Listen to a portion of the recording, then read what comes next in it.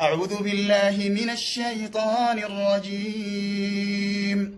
وأنه هو أغنى وأقنى، وأنه هو رب الشعرى، وأنه أهلك عادا الأولى وثمود فما أبقى، وقوم نوح من قبل إنهم كانوا هم أظلم وأطغى، والمؤتفكة أهوى فغشاها ما غشا، فبأي آلاء ربك تتمارى.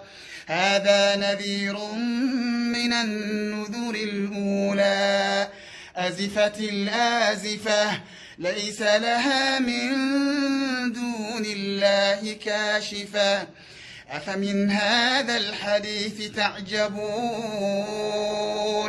وتضحكون ولا تبكون وأنتم سامدون، فاسجدوا لله واعبدوا.